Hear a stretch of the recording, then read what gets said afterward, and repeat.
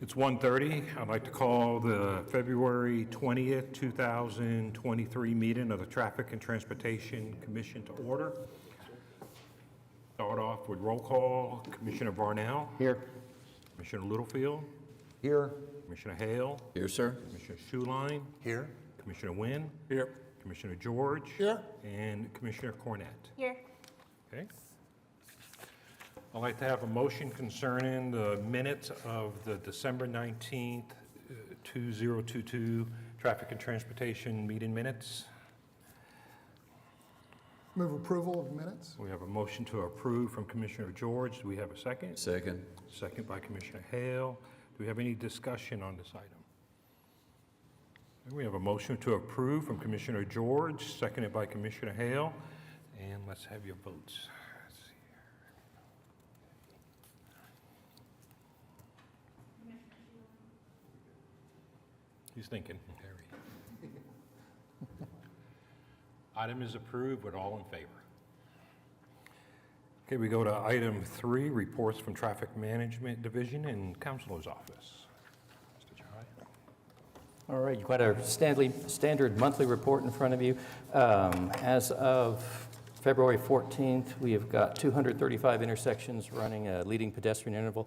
There's also a discussion about that, and we are pausing on future rollouts because the manufacturer for our controllers is making an internal software change, which will allow us to run a leading pedestrian interval from 2 phases at one time. Currently, we would have to put an intersection on pedestrian recall to make this possible.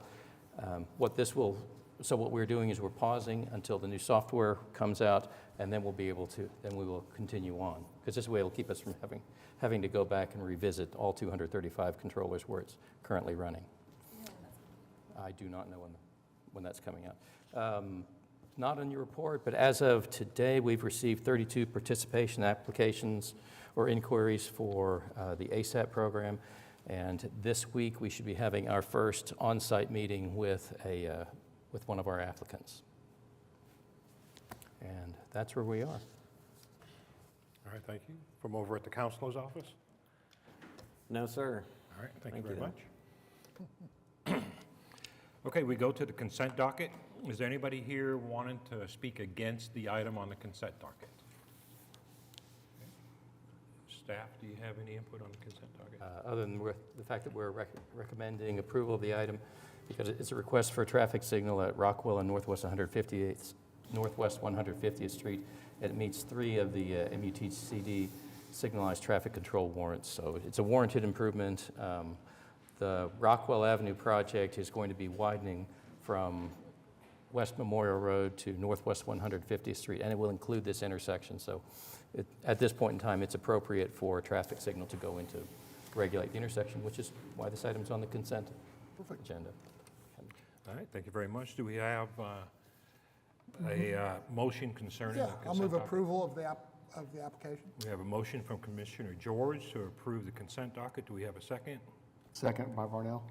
Second by Commissioner Varnell. Any discussion? Do we know when that project's supposed to start? I don't have a time frame on it. I do know that plans are well into development, so I would anticipate potentially construction may start this calendar year. Perfect, thank you. Any other talk on the consent item?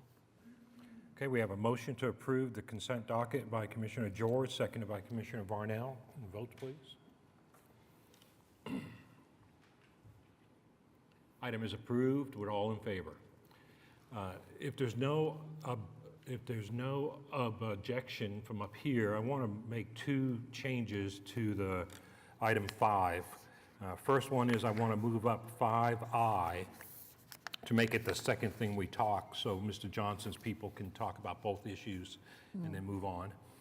And then when it gets to items D, E, F, G, H, I'm going to read them all in at one time and then have everybody talk at one time, and then we can break it out after that. So if everybody's okay with that?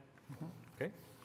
All right, so we'll go on now to item 5A, Timothy Johnson, President, Johnson & Associates, to establish 60-degree angle parking within a proposed setback parking area on the east side of North Chartel Avenue from approximately 30 feet south to 165 feet south of the south curb line of Northwest 25th Street, and 2, a reserved parking space for the physically disabled within the proposed setback area on the east side of North Chartel Avenue from approximately 30 feet south to 60 feet south of the south curb line of Northwest 25th Street. Sir, if I could have your name and address, and you'll have up to 5 minutes.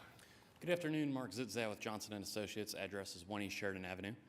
This is an application that was before you, I believe, last month, seeking approval of on-street parking here. We do have some boards we're happy to present as follow-up to your last meeting. But I think at this point we would defer to the commission to see if you have additional questions.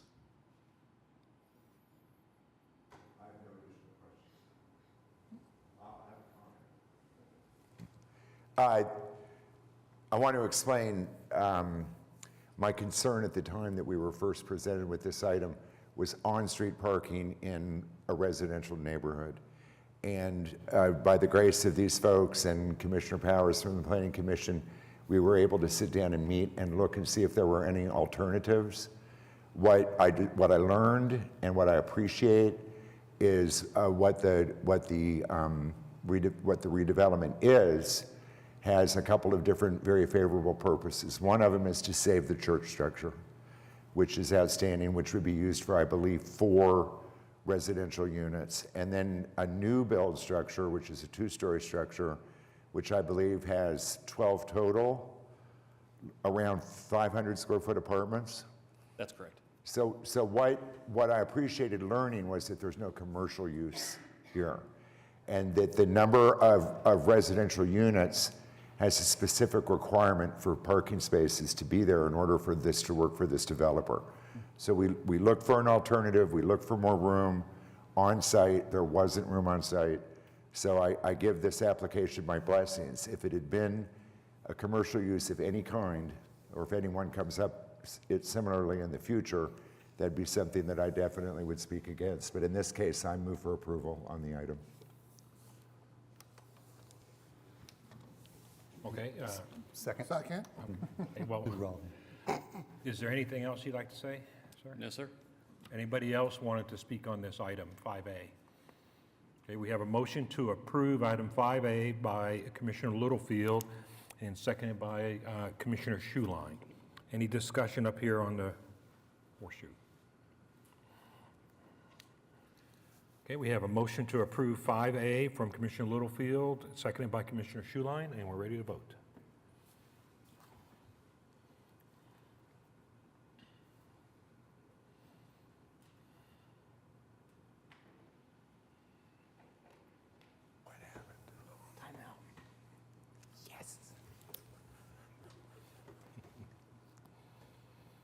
All right, item has passed. We're all in favor. Okay, we're going to go ahead and move on now to item 5I. Timothy Johnson, President Johnson & Associates, rescind approval of a traffic signal at Jim Murphy Boulevard and Northwest 178th Street, and consider a traffic signal at a proposed commercial driveway on Northwest 178th Street, approximately 182 feet of the Jim Murphy Boulevard. Who's going to talk today? Caleb Morgan, Johnson Associates, 1 East Sheridan. Yes, sir. Thank you for hearing this item. What is happening here is a traffic signal was previously approved by this commission to the east of the one we're proposing now, and that was due to a connection that was supposed to happen in that time from the north in conjunction with the neighborhood. Well, since that time, the neighborhood's been built out, blocking off that connection from the north. So our application, we worked with the staff on this for a warrant analysis to prove that the new location warrants a signal, and then a warrant analysis to prove that the old location no longer warrants a signal due to the connection from the north no longer being there. So we appreciate staff working with us on this, and I'd be happy to answer any questions. All right, is there anybody else wanting to speak on item 5I? Okay, staff? All right, well, just as you heard Mr. Morgan summarize, since the original signal at Jim Murphy Boulevard was approved in 2017, the original commercial development concept for the land on the north side of 178th Street changed.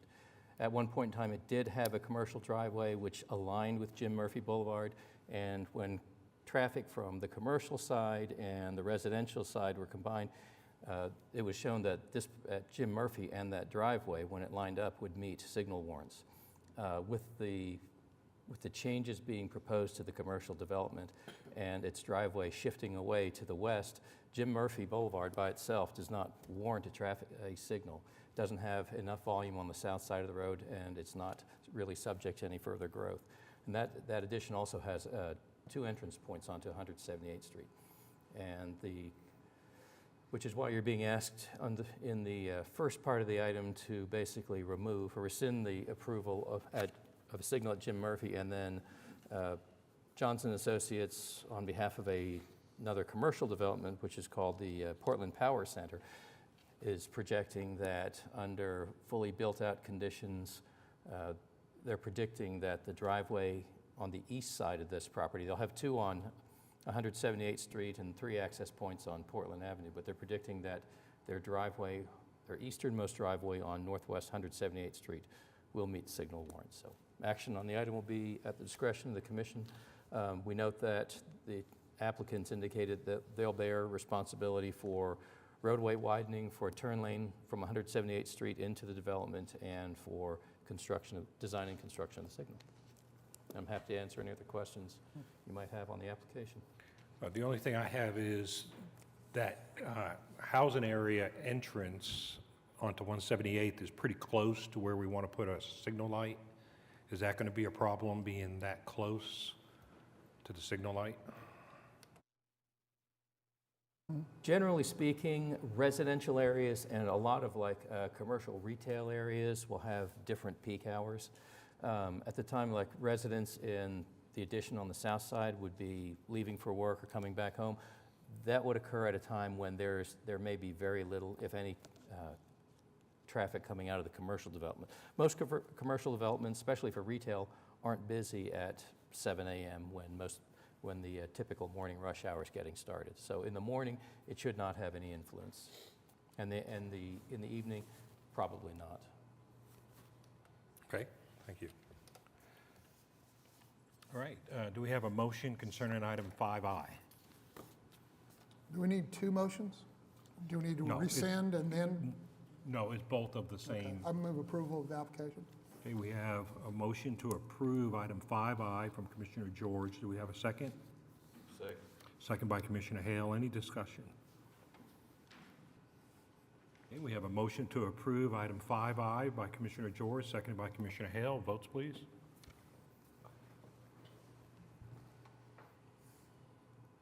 Item is approved. All in favor. All right, thank you. We go on now to item 5B, Kyle V. Merriweather, owner and operator, Whips and Furs Costumes, all-way stop control at North Barnes Avenue and Northwest 39th Street. You have anybody here to speak on that? Hello, I'm Kyle. When you get done, if you can fill out one of these, I don't think I have one of these yet. Will do. Yeah, and I need your name and address, and you'll have up to 5 minutes. Okay. So to start speaking now? Yes, please. Oh, okay. So I put in 2 motions, Let me have your name and address, please. Kyle Merriweather, 2131 Northwest 39th Street. It's the address of my business, Whips and Furs Costume Store. Okay, thank you very much. You have up to 5 minutes. Okay, great. This was to put in a stop sign on Northwest 39th Street and North Barnes Avenue. There's been a new a streetscape for that block, and that intersection sees a lot of pedestrian traffic and vehicular traffic, as well as now we're starting to have bicyclists and people that are living nearby.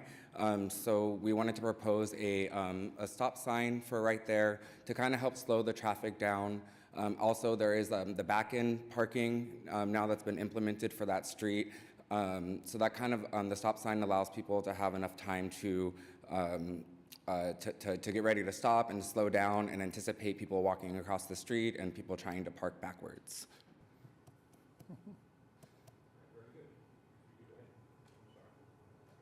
Very good. If you could go ahead and fill out the form while we go ahead and press on. Anybody else wanting to speak on item 5B?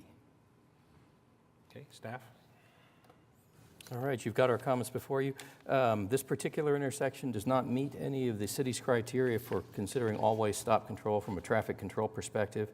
North Barnes Avenue contributes about 557 vehicles per day into the intersection, whereas Northwest 39th contributes about 3,849. So the minor street volume is about 15% of the major street volume in this particular case. At this time, there are no extenuating circumstances present because there are no issues with decision site distance with permanent view obstructions. So action on this item will be at the discretion of the commission. Just know that the item doesn't meet any of the city or MUTCD criteria for always stop control, but the applicant has provided a petition demonstrating local support for the requested traffic control. I'm happy to answer any other questions you might have on the application. All right, thank you. Do we have a motion concerning item 5B? I move for approval. Motion to approve by Commissioner Littlefield. Do we have a second? Second. Second by Commissioner So you Schuline. need to be quick. Okay, do we have any talk on this item? Sir? I was very much involved years ago when Councilman Shadid first spearheaded the streetscape project there, and there was one little line that I remember hearing that I wasn't educated on. It wasn't very popular at the time, but it was Mini Roundabout. Mini Roundabout would have been a perfect element to have here. This is if any of you have ever been here, this is probably one of the most pronounced crosswalks I've seen in Ward 2 for sure. I didn't read the time of day that any traffic study was done here, but if you were to go there late at night, you know, in the early hours of the morning, there is a lot of pedestrian traffic there. And it's my belief, and we've discussed many times with our ASAP findings, that multiple things are what calm traffic and make environments safer for others. So regardless of irregardless of the non-supportive staff studies on this, but including the petition work and just the character of the area, I think that this is a perfect candidate for stop controls. All right, anybody else want to talk on item 5B? Mr. Chair, Yes, sir. would this one be maybe useful to talk about item 5C along with it? Because they kind of go hand in hand. Just an idea of maybe bringing both of those two aspects together to Commissioner Lofield's point that it takes a lot of different things to really control that. Okay, so let me go ahead and read in 5C, if you're okay with that, to talk about that also. Okay, just say, let me read in 5C. Kyle V. Merriweather, owner-operator, Whips and First Costumes, to 1, change the speed limit on Northwest 39th Street between North Altadena Avenue and North Pennsylvania Avenue from 35 miles per hour to 25 miles per hour, or subpart 2, change the speed limit on Northwest 39th Street between North Young Boulevard / Northwest 40th Street and North Pennsylvania Avenue from 35 to 25 miles an hour. So, sir, if you want to come on up, we already have your information, so you can talk on item 5C. Okay, I won't be too long. In regards to the speed limit, I do want to point out that there is a daycare center on Northwest 39th Street in Altadena, and they have a lot of signs out that say "Drive like your kids live here" and stuff like that.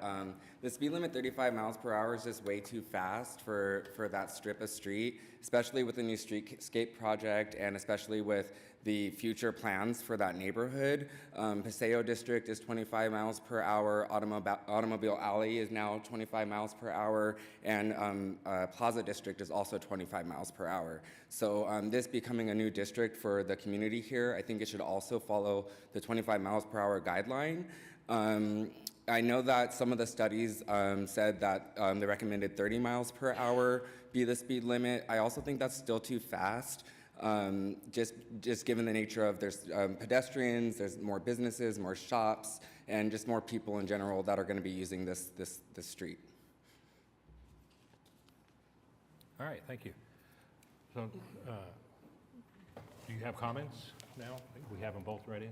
Yeah, and I guess my big comment on that one is a stop condition is great, but I think it also sometimes includes a false sense of security for pedestrians that, especially when there hadn't been a stop condition there before, there's the expectation that a car is going to stop, but sometimes it has normal behavioral patterns that it'll just keep going.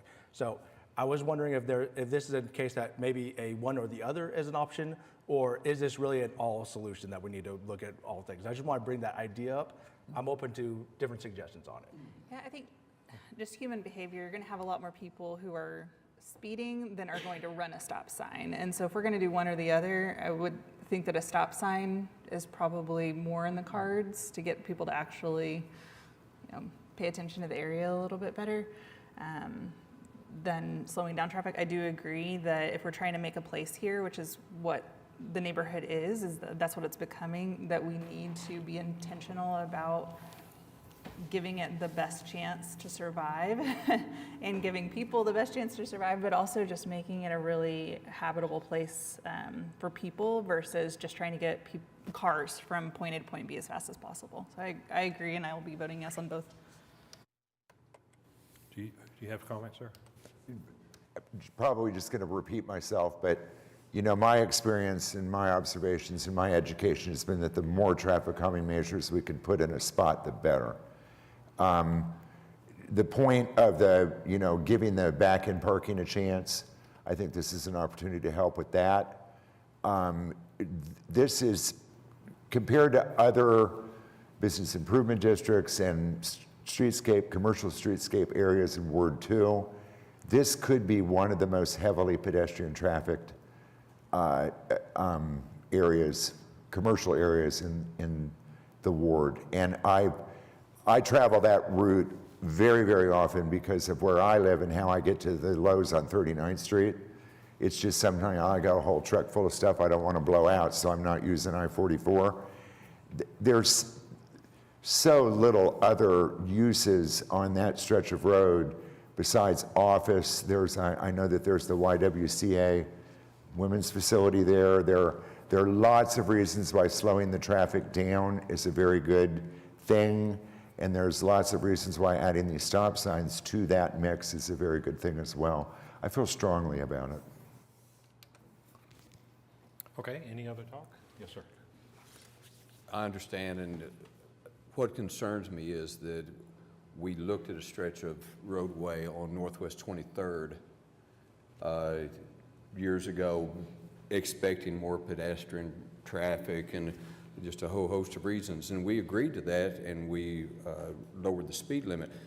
A funny thing that happened, though, was the reverse happened, that people were driving at the 85 percentile at a higher speed than whenever we changed it.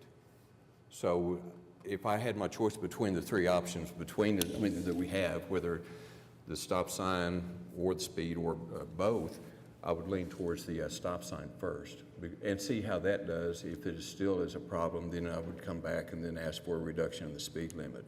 But sometimes when we mess with the speed limit, the opposite of what we're trying to achieve occurs. And for that reason, I would prefer that we go with the stop sign now. Anybody else? Absolutely. Oh, okay, well, I was looking over here, sorry. Go ahead. Go ahead, Mr. Schuster. As I read the staff's notes from the Bella Light study, it appears that actually the section of the road could be divided into two, and that the Bella Light numbers actually supported lowering the speed limit to 25 on that first section from Barnes to Penn, and the other to 30, which seems reasonable too. I think that was something we should consider too, because it's unusual that the Bella Light was very obvious that it came up very strongly for 25. So I can't speak to being out there in the middle of the night, but I can speak to on a Monday at noon, looks like. And I purposely drove westbound on 39th today, and I went the speed limit, 35 miles an hour. And we've done so much work to make that just 2 lanes, it felt like I was going 100. Yeah. And cars were going by me at 35, and it did not feel safe. So I went down to whatever that far western street is that we're talking about, and I turned around and came back at 25.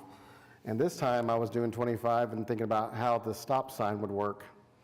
And the stop sign doesn't work for me there. It just didn't feel like that was going to solve anything, because there is no north-south traffic. I'm going to call it traffic. Again, I can't speak to pedestrians. But it just didn't feel right, but I'm going to be fully supporting this speed limit reduction, and I just don't see where the stop sign works. The applicant mentioned to slow people down. He didn't mention anything about pedestrian, and I always talk about red. I know he's not here anymore. We have a new commissioner. But he always told us that stop signs were for right of way. And he was very adamant about that, and that's not what he's asking for here, so that's why I wanted input. But he is. He's asking for pedestrian right of way, and I think, but he did in the application. That's brought up, and I think that that's in consideration. And also, again, the 23rd Street speed limit. It's a very different experience whenever you're trying to beat a light and trying to speed through to beat a light than it is speeding up to beat a stop sign. That's not a thing. So I think that they're different concepts in that too. So, sorry, I'll stop. Well, what I'd like to ask is the street, 39th, compared to like 23rd. 23rd was a feeder street, or whatever the right term is, compared to what 39th is. What's the definition of 39th? Well, 39th is currently classified, I believe, it's marked as a neighborhood street. Once upon a time, it was one of the minor arterials, but it's been reclassified. 23rd Street carries a major arterial, major depending on where you are, major and minor arterial classification. Right, so we're talking volume. Yeah, because a true different volume and a throughput, whereas people on 39th maybe want to go through and stay there or be in that local area compared to transiting from one major area to a second. Okay. All right. Any other talk? Yes, sir. I hate to rebut my colleague, Commissioner Hale, but comparing Northwest 23rd Street to this area on Northwest 39th Street is a stretch. That's 4 lanes. And I've traveled that corridor on 23rd Street fairly often, fairly recently, and it's so congested that I think if we were to restudy the traffic there, it probably is approaching 25 better than it was at the time. And I'm going to ditto my colleague, Commissioner Cornett, that it may not be traffic that we're trying to provide a safer environment for necessarily with the 4-way stop, but I think it is an advantageous thing to do for the volume of pedestrians, which is remarkable at certain times of the day, in evening and weekends and during the Pride events, et cetera. I just don't see a reason why we would argue with the petitioners, because that is a very healthy and well accomplished petition. So I still stand my ground. I'm going to support both, and I hope that my colleagues do as well. Thank you. Okay, any other talk on item 5B? Okay, we have a motion that's pending from Commissioner Littlefield to approve item 5B and seconded by Commissioner Schuline. I think we're ready for our votes. I need to change.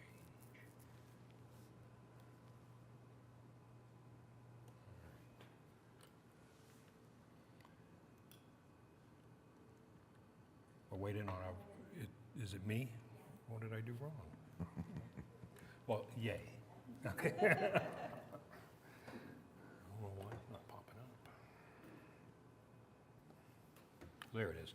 Okay, so item has passed, 7 in favor, 1 against for 5B. Okay.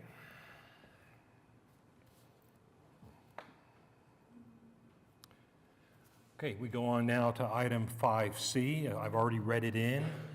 We haven't had staff input on this one, have we? No. Okay, staff, please. All right, you got our comments before you.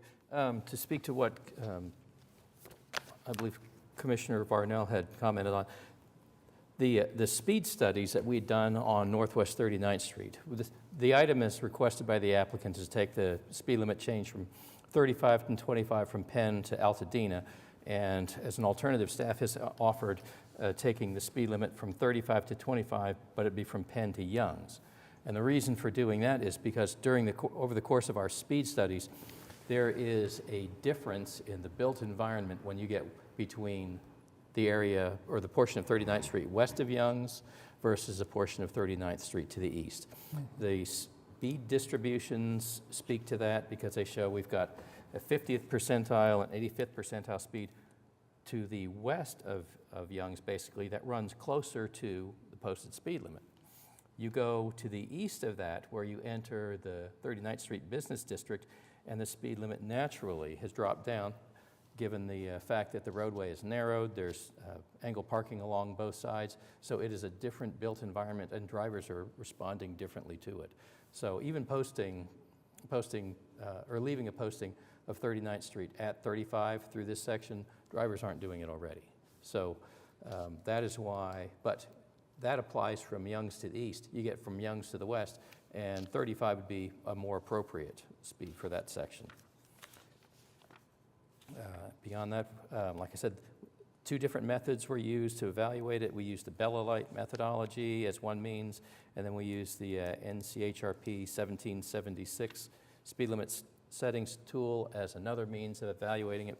Both produced relatively similar results, and our on-site speed observations kind of corroborated what we were seeing from those predictive models. So you have, in this particular case, staff would have had preference of recommending Part 2 over Part 1 simply because driver compliance is naturally more in line with Part 2 based on the different roadway limits. So between Altadena and Young's, speed is closer to 35, and it would remain that way even if posted lower, but posting it lower from Young's to the east would probably be well respected.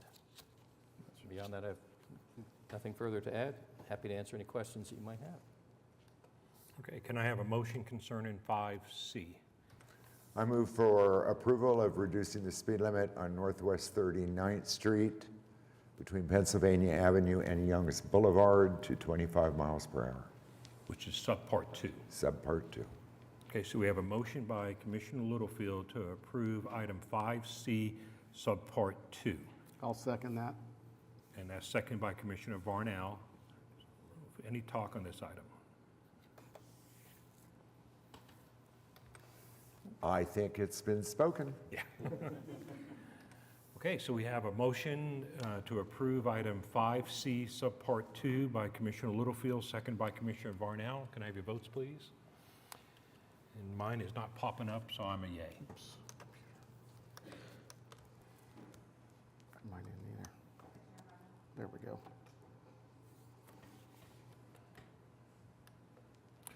Item is approved. All in favor? All right, thanks, sir. Okay, now we go to items 5D, E, F, G, and H. And I'm just going to go ahead and read them all in, and then we'll start talking about it, and then we'll see what comes about, okay? So starting with 5D, Patrick Duffy, Interim Superintendent, Middle School Principal, John Rex Charter School. All-way stop control at Dewey Avenue and West Sheraton Avenue. 5E is same applicant, traffic signal at Dewey Avenue and West Sheraton Avenue. 5F, same applicant, northbound left turn restriction on Dewey Avenue at West Sheraton Avenue, effective from 7:30 a.m. to 8 a.m., Monday through Friday, and from 3 p.m. to 4 p.m. on Monday, Tuesday, Thursday, and Friday, and from 2 p.m. to 3 p.m. on Wednesday, school days. 5G, same applicant, all-way stop control at South Walker Avenue and West California Avenue. 5H, same applicant, traffic signal at South Walker Avenue and West California Avenue. So is the applicant here? I am. Hi, sir, can I have your name and address? And you'll have as much time as you need as long as we don't go too long. Thank you. I appreciate it. My name is Patrick Duffy. My address is 501 Southwest 159th Terrace in Oklahoma City. All right. Thank you all for being here. I know if you've been here a while, this is the third time that some of this has come before you all. So I want to speak on behalf of the school. I know that there's others that will speak, but for all 5 of these items, we know that it is a big ask. But over the years, the The design, original setup of John Rex has changed drastically. When this was first brought to you all, I believe, looking back, there was only a pre-K through third grade at the time. When it was asked the second time, there was a pre-K through fifth grade. We are now a pre-K through eighth grade that cover both sides of the road. The elementary school and then the middle school has taken over the McAlpine Center on California and Walker. So the area has changed drastically as well with the West Village and those businesses expanding and increasing the traffic that is down there. The situation that we have is when we first started, we were asking and we were looking at 200 kids. We are now close to 800 students. By the end of next year, we should be around 800 students in and out of there. And as you know, we do not have buses. So when we say 800 participants, students moving in and out, that is 800 families moving, give or take siblings, moving in and out of that area. So that is a high level of traffic and very small bursts of time, which we are aware of, but the dangers that those areas that we are visiting about are pretty severe. You know, we did have an accident this year. Fortunately, the injuries were minor. It is hard to talk about a fortunate pedestrian collision car wreck, but as the situation unfolded, that is about as fortunate as you can be when a situation like that takes place. So. Again, we appreciate the opportunity to be here. Each one of these items, I'll speak on briefly on each one. Certainly, the first one is the no left turn coming off of Dewey and onto Sheridan. That is one of the most dangerous areas. There is a drop-off right there in the morning where we drop off nearly 200 students coming out of there. And that traffic coming out as there is cross traffic coming, heading west on Sheridan to do the loop around the school. It is incredibly dangerous to come out and make that left turn. So we ask that first and foremost that be restricted to a right-hand turn during those hours. I know the hours seem strange, but our Wednesdays are short release days, and that is the reason for the change in hours. Certainly that would eliminate a lot of that cross traffic. When they try to leave that area, they are crossing the 2 lanes of traffic trying to turn and go back to the west on Sheridan, which just increases the likelihood of an injury there and an accident going across those 2 lanes. So first and foremost, that is one that we are asking for certainly immediately if possible. Moving from there, staying at that same intersection, the 4-way stop is what we would prefer instead of the no left turn. It is, as you go down there, if you are going up and down there, you will see that there are traffic lights on nearly every intersection except for the one that has the most traffic and the most kids. So when you go up and down there and you're expecting a light every block, and then you have one that has no light, most people don't realize that there is a crosswalk there. If you have gone there and seen the crosswalk up until right after the accident, it looks like film. It's beautiful. The decor is great. However, it is not a visible crosswalk, and that enhances the danger of families walking across there. I will say personally, as you go and we are driving from the west, heading east in the morning, you're also driving into the sun with no stoplight and no visible crosswalk. So you've enhanced all of the things that make that more dangerous, all at the exact same time. And it's a very dangerous combination. So for us, a 4-way stop, although we know that it would slow down traffic, would certainly make that crossing for families and students much safer, not only during the school day, but that is quite a bit of walking traffic outside of the school hours. So as we know that we want to make sure that that is safe for the students, the traffic and the pedestrians that go there after hours walking back down to the West Village District or back to parking after ball games, there is quite a bit of traffic. So those are the first two. Of course, a light would be wonderful. People are used to the light every single block. So adding a light would probably not make that much more of a difficult situation than what they've seen the previous 3 blocks going through there. So adding another one doesn't seem that it would slow down that flow of traffic any more than the previous 3 coming up to it. So we would love to in the future. We know that that is something that would have to be more of a long-term solution and would not be able to happen immediately. But the consideration of that when possible would be one that we would certainly want to consider and have you all consider for that. The other 2 requests. We know that Walker is busy. I mean, you've seen it. You've seen the pictures that if hit right, and I believe some of the pictures show when the lights are out, that traffic going up and down Walker can back up a very, very long distance in a very short amount of time, especially when drop-off and coming in for employment from the south, moving into the downtown area. It is all happening at the same time. I will say that a stop sign on California that is there on California is great, but that traffic is minimal. The flow of the school traffic, we've make it where that we try to keep people off California on purpose, knowing that the difficulty of getting onto Walker is nearly impossible at the different times of the day. So the traffic runs around the school to keep people off of California coming from the west to the east so that they're not trying to turn onto Walker. So by design, there is a reason that there is limited traffic on California for the benefit of everyone's sake and the flow of traffic. The stop sign, although it would be burdensome for those that are traveling, if you have ever traveled that way and you catch the light on Sheridan and you see a green light on Reno, if you get there just fast enough, you can make both of those lights and you don't pay a whole lot of attention to those that are trying to go across that crosswalk right there.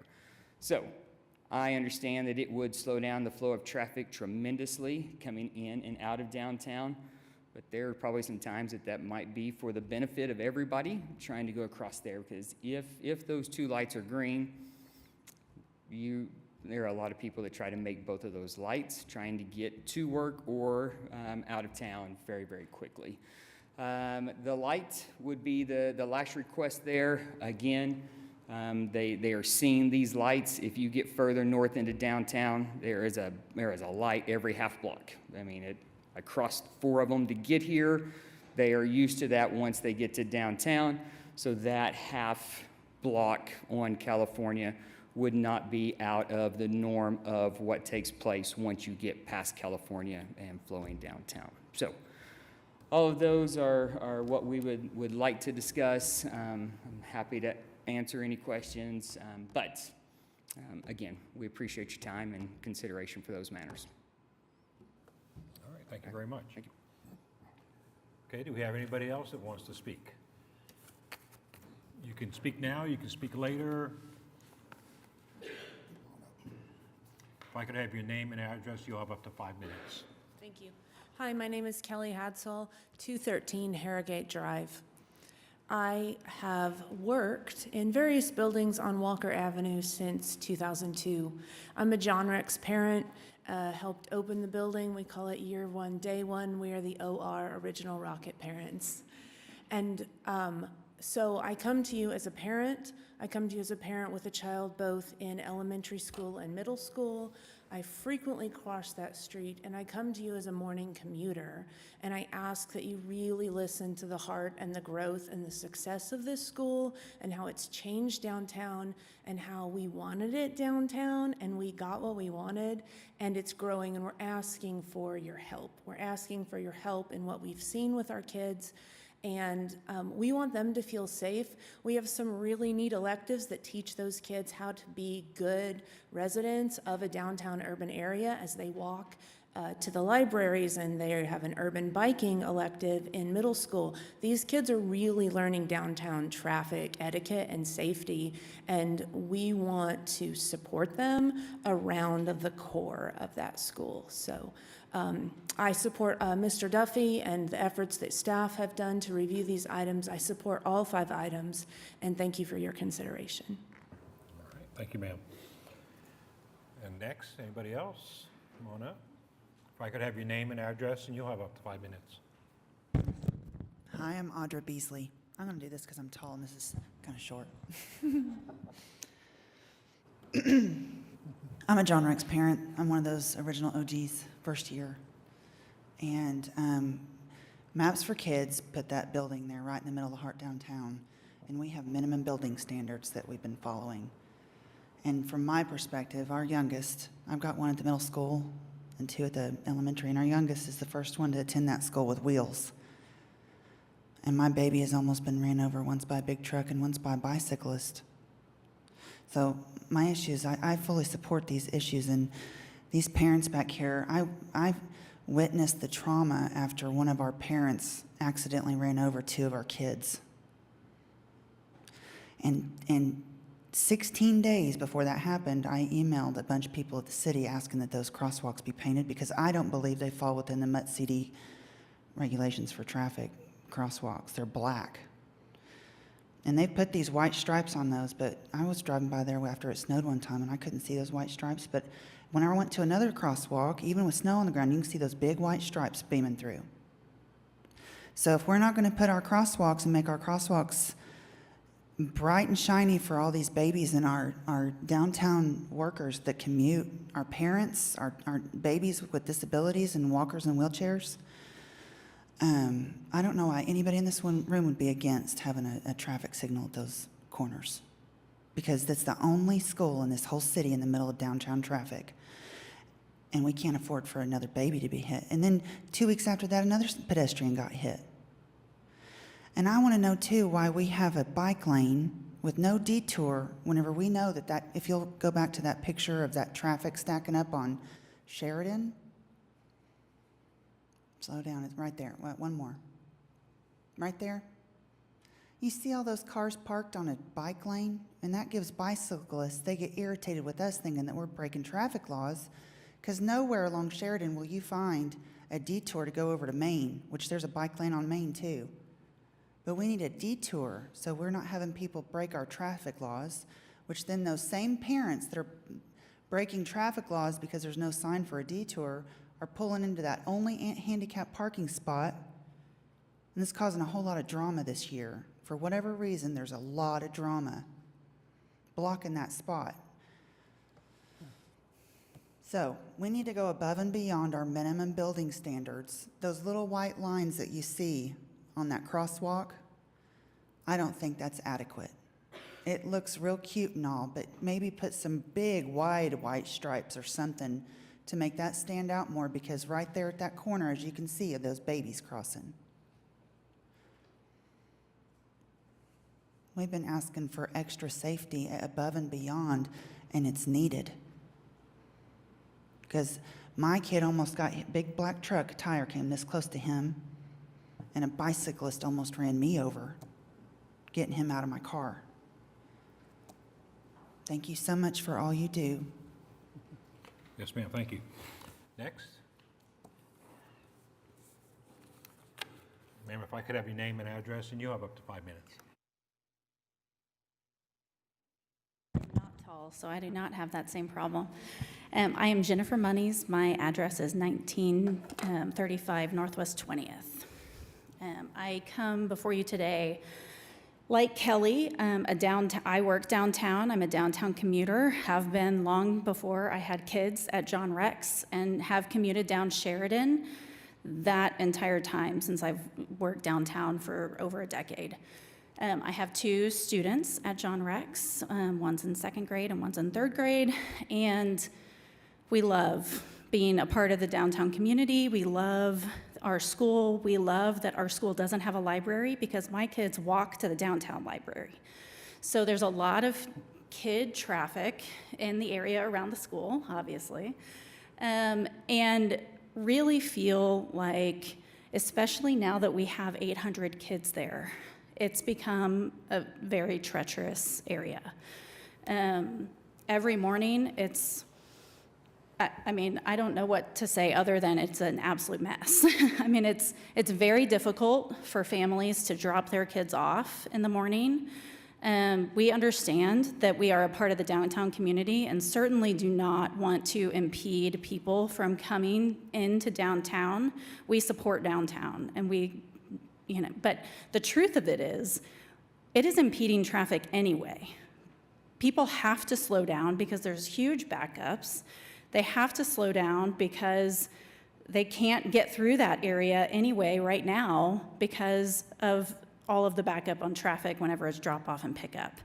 And so the more that we could put traffic controls there would make it much safer for both the parents that are dropping off, for the kids that are getting out, and for drivers that are going through there. I don't think any of us want to have anyone that's commuting in the morning and have to worry about going through and hitting a car, hitting a kid, anything like that. And so our school, we have, since the tragic accident earlier this year, we have taken several measures. The city was incredibly responsive, and we were very thankful of putting the white stripes, though I agree. I still don't think that it is enough to show drivers that there is a crosswalk there, but the city was incredibly responsive after that incident happened.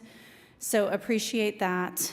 We have diverted all of our parents to Sheridan and Walker to try and go in the front door instead of allowing crossing at Dewey and Sheridan, but we cannot control human behavior at the end of the day. And so, but during drop-off and pickup, but also, we're there for school assemblies, we're there for parent-teacher conferences, we're there for Valentine's Day parties were last week at 2:00 in the afternoon. There's parents and kids in that area throughout the entire day. So really feel strongly that having traffic control at those two areas, though it will slightly impede downtown kind of commuters, I think it makes it safer for the commuters. It gives them clear, they have to stop there so they don't go barreling through. And I believe it's worth it. I think at the end of the day, I know what the studies showed. I know that this has been denied twice before. And I think at the end of the day, it's worth impeding some traffic to make sure that our kids are safe. So I really appreciate it. I know you're all volunteers. I also serve as the chair of the John Rex Board. So I speak here on behalf of the board as well of supporting all 5 of these items and really appreciate your consideration. Thank you, ma'am. Yes, sir. If I could have your name, address, you have 5 minutes. Yes, sir. Brian Hines, 920 West Main. My daughter Evie goes to this school. She's in 2nd grade. I've stood at the intersection of Sheridan and Walker and watched the pedestrian get struck. The widths of these roads and the traffic counts that are eastbound and westbound on Sheridan, and of course Walker Avenue, I believe the overall width is a sightline security issue and danger to pedestrians trying to cross either from Dewey north-south and also from our friends trying to get to the middle school across California. I know that the school has done everything they can. They've asked everybody utilize the intersection at Walker and Sheridan. That's actually increased the impact on pedestrians since the last accident that happened that I got to watch. I really just hope you all are in support of helping improve the pedestrian traffic at these intersections. Thank you. Thank you very much. Ma'am, if I could have your name and address, and you have up to 5 minutes. Yeah, thanks. My name is Teresa Trong, and my address is 423 Northeast First Terrace. So I live downtown. I work downtown. My kids are at school at John Rex as well.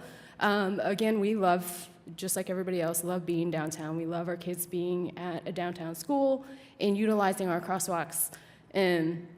And I echo what everybody else says. I think the only thing that I would add to it is that, with technology nowadays, artificial intelligence, the bright minds of city leaders, as you all are, I think that we could probably find some sort of middle ground here and figure out, can we program those lights in a manner that makes sense for both the city and with the school? So that's the only other thing I'll add, but I echo what everybody else says. Thanks. Thank you, ma'am. Anybody else? Okay. All right. Staff? We've got a lot to unpack in all these cases. You've got 5 applications. You've got three at Dewey and Sheridan and 2 at California and Walker. Probably the best place to start would be to look at the Dewey-Sheridan cases. You've got 2 different intersection traffic control requests for you. They've got one for always stop control, and you've got one for signalized control. Additionally, you've got a turn restriction, but we'll get to that one, or I'll get to that one in just a bit. The case for always stop control has been considered by this commission 2 other times in the past. And as Mr. Duffy alluded to, the times when it was previously considered, the size of the student body was smaller. And at that time, I don't believe you were operating a middle school on the other side of, which is kind of at the southeast corner of where Walker and California would intersect. Probably the biggest consideration, if you're considering the 2 different types of control, whether you're considering the always stop control option or the signal control option, is anything that is done needs to be done on basically a uniform basis. I mean, all these reports reference the manual and uniform traffic control devices. Now that's really a reference to the fact that like every stop sign is red and it's octagonal with white lettering. But as far as uniform traffic control, mixing a variety of traffic controls, whether you're going from a corridor that's predominantly signalized with signal control and then introducing an always stop, is challenging for a lot of drivers, because especially if you're unfamiliar with the downtown core area, and especially if you might be coming down, during an evening event, because you won't be anticipating to come across something like stop control. And the other issue we have with a lot of our traffic control signs, especially in the downtown core areas, landscaping trees. I mean, we're constantly in a position where a lot of people will complain that they can't see, especially parking control signs, because they're obliterated by trees. And when you look at some of the images that's up before you on the monitor, you can see where this right here, the lower image is looking to the east on Sheridan.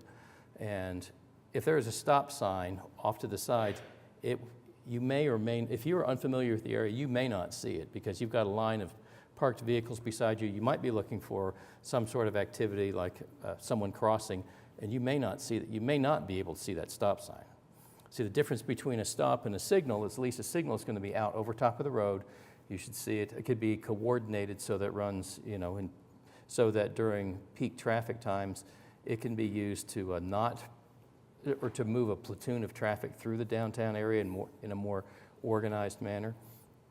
So of the 2 forms of traffic control, even though neither one is warranted because of the low side street volumes, because Dewey contributes just a fraction of the volume at its intersection with Sheridan, and likewise on California over at Walker. I mean, Walker is a primary carrier and Sheridan's a primary carrier. I mean, the city operates a garage at the corner of Sheridan and Walker, opposite from John Rex. So from a traffic control standpoint, I don't think it would be staff's preference to see something like always stop control go in. It would be more challenging to keep front and center in front of people and to have it visible at all times. But arguably, neither one of these intersections merits use of a greater degree of signal control.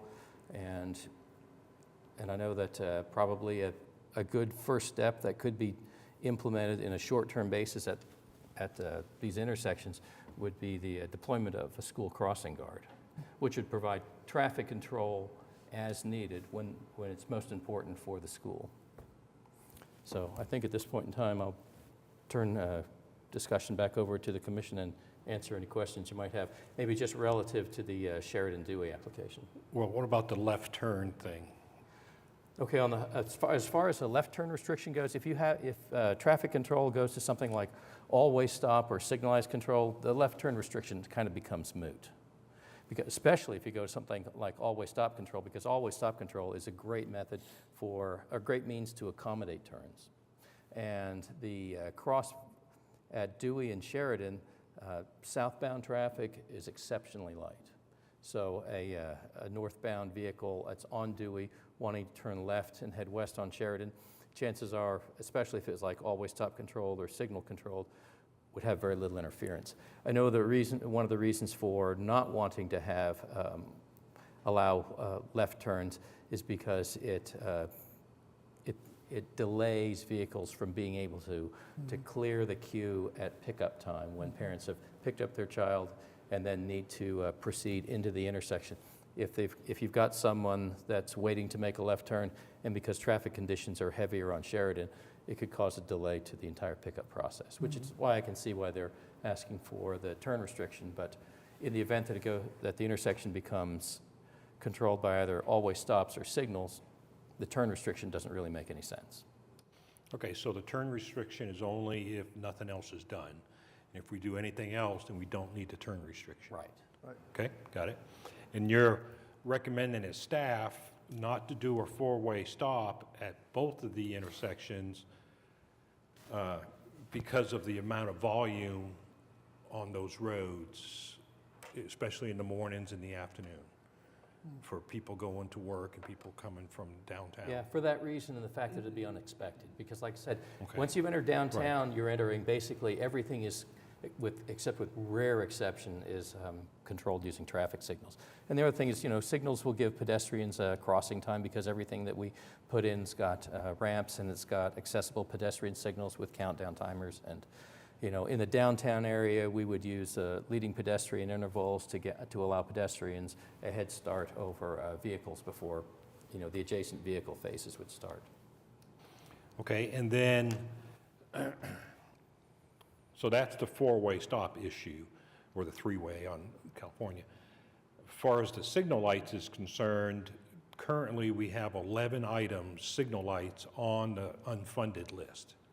One of them back to 2015 in a place that really needs one. Not that this wouldn't, but there's already 11 signal light projects that are pending, possibly a general obligation bond in 2025, and then allocating the money. And so we're talking something could be on the list for 10 years for a signal light. So even if we were to say yes to a signal light, it would become number 12 and 13, which then pushes it out pretty far. Unless things would be adjusted, and I always talk about it, that if you really want something to be moved up on the list, that's what your city council person's for, to help motivate the staff to move to rack and stack. But right now, there's not even money for any of the projects. So I just wanted to bring that up. And then, Mr. Duffy, if you could come up and just just talk about, because Mr. Chai talked about it, crossing guards. Sure. As a possible temporary, let's say we said yes to the lights, which is a 10-year out thing. For 10 years, could you use crossing guards at those two intersections during the time that you would need it? Yeah, so currently there was a job posting at Dewey and Sheridan that has been open for, I have no idea how long it had been open. Finally, one of my own teachers applied for that position. We've had to adjust her daily schedule just to figure out a way to make that a safer intersection. It is flows a little bit better. However, the same situation applies that now I'm putting an employee out in an intersection where it's already dangerous. So it is a situation that we've started, but it is also still a situation that's pretty dangerous now not only for those, but it includes now one of my teachers going out there into that area.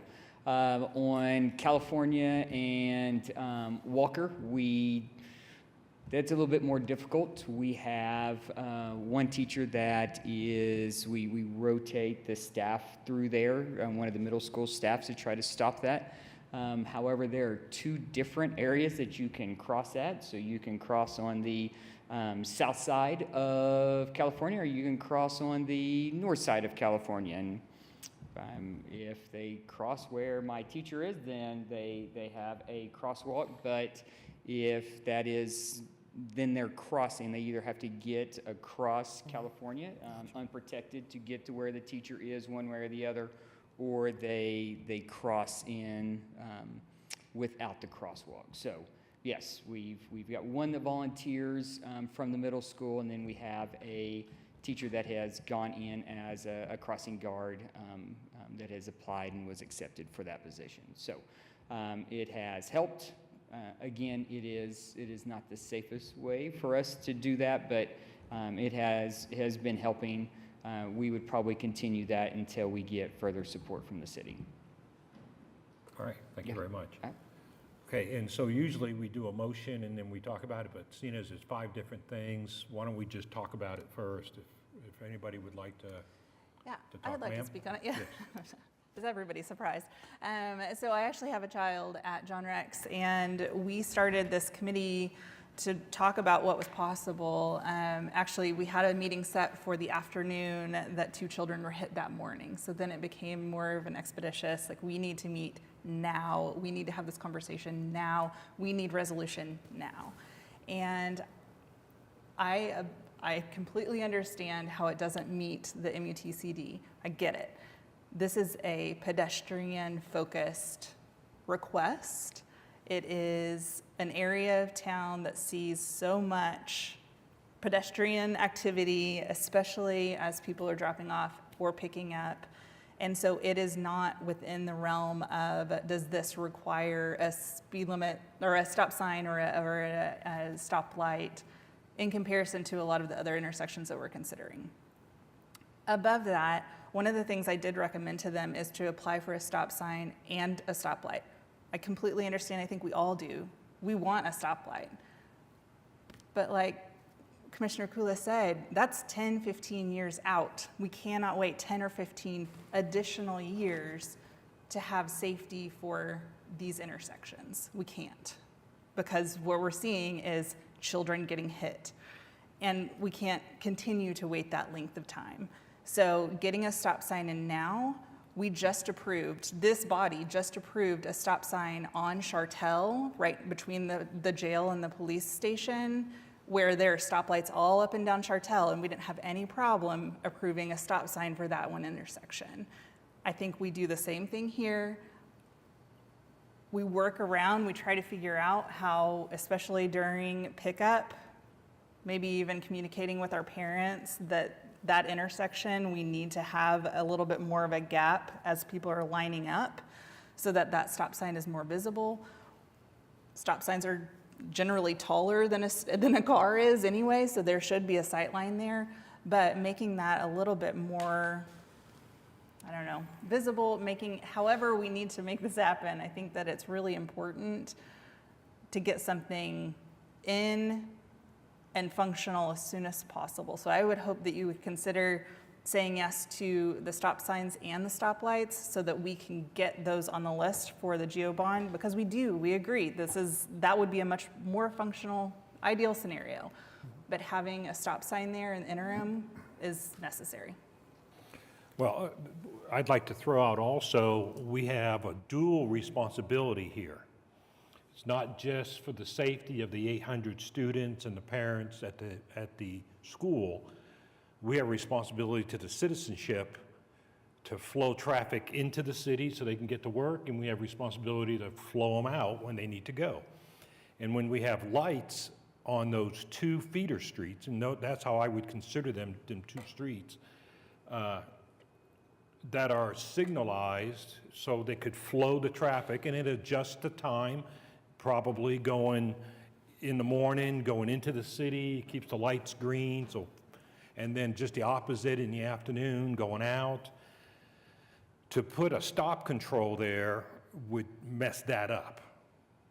Because if they're flowing and then have to stop, whether there's no reason to stop, let's say it's not a school day,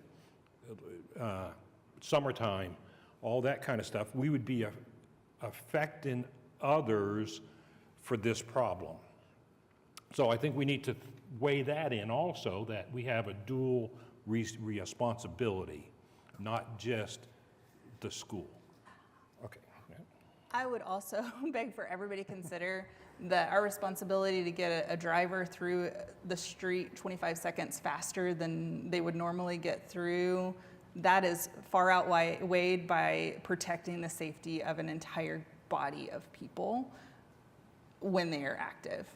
I think that completely overshadows the idea of trying to get somebody through that intersection faster.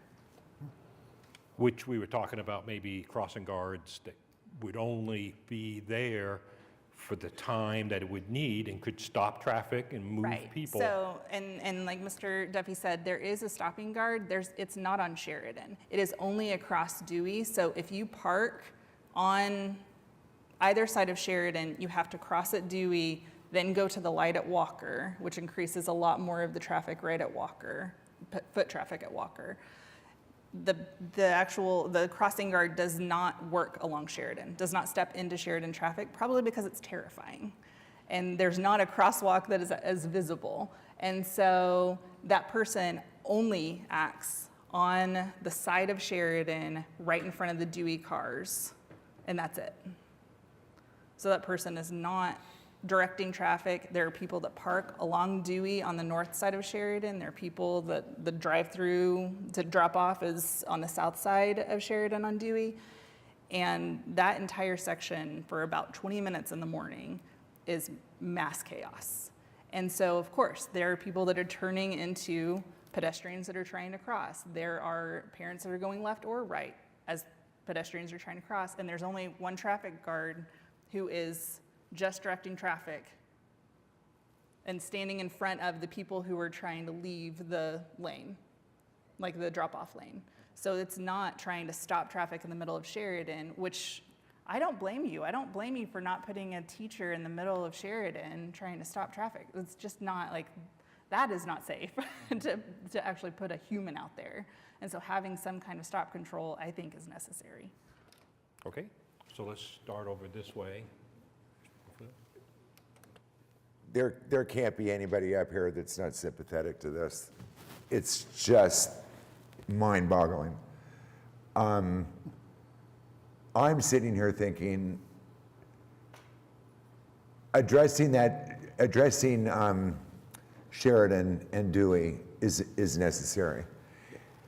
But I'm of the belief that the longer-term installed traffic signal is the best way to go. But in the interim, where is this city's policy on crossing guards being able to work with pylon-mounted stop signs, for example? Like, let's say that this intersection doesn't have the ordinance for stop signs, but the crossing guard or whoever in the morning and the afternoon at the pickup time has the authority to bring out temporary pylon signs and place them there, maybe even one right in the middle of the freaking intersection. And where is our police force on an issue like this? Where would our police department be, whether it be on the clock or contracted out off the clock to address these kinds of intersections and direct traffic in a more authoritative way than a crossing guard?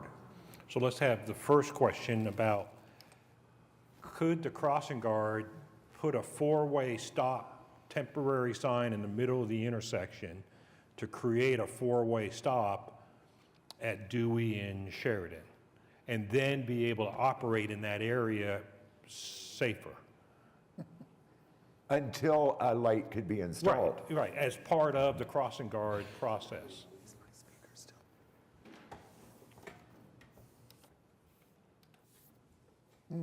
Well, it's an excellent question, and one I've never been asked before.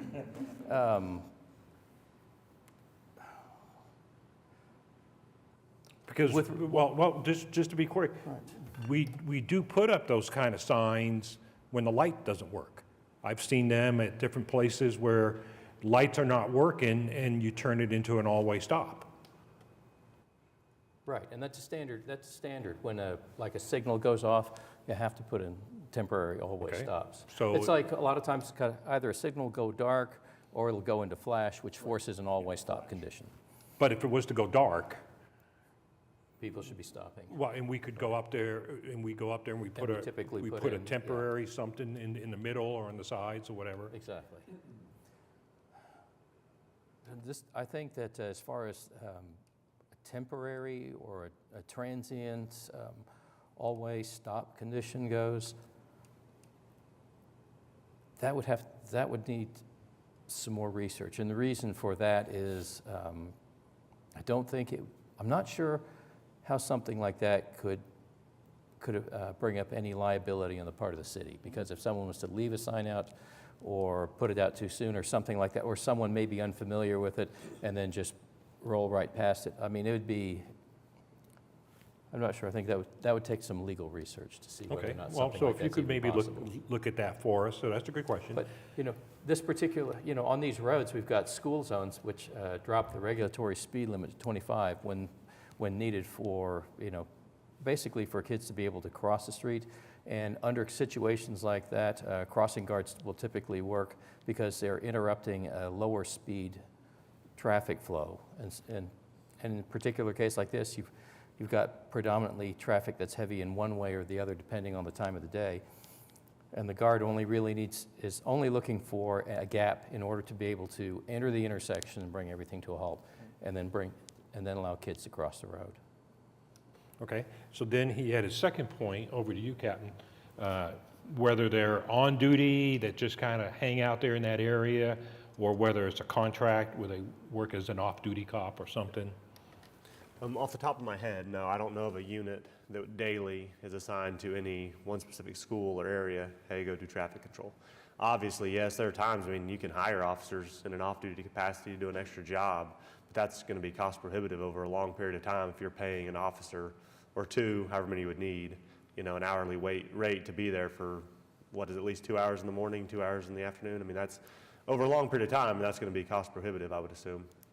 I'm absolutely, with the crossing guard stuff, I'm absolutely willing to try to brainstorm that. I work with the hiring manager who hires and trains the crossing guards, and I know it was a little slower process getting them hired than we wanted. There was some kind of reorganization and things within HR and personnel. But I know I'm assuming the teacher you spoke about is scheduled for some training and orientation, I believe, in March. And I work, like I said, with the employee that provides that. So I'm more than happy we can get together even afterwards and start brainstorming ideas of the crossing guard situation, the training. And I can, from here, take back, because we have a motors unit that does traffic enforcement, but again, I just don't know that long-term that's a solution that I could say, hey, every day we could have motors officers there for 4 hours a day with other duties and extra patrols and responsibilities that they have. But I'm more than happy to sit down and meet with you guys and try to work towards, if it has to be a temporary solution as we're waiting for more permanent traffic enforcement. Okay, and sir?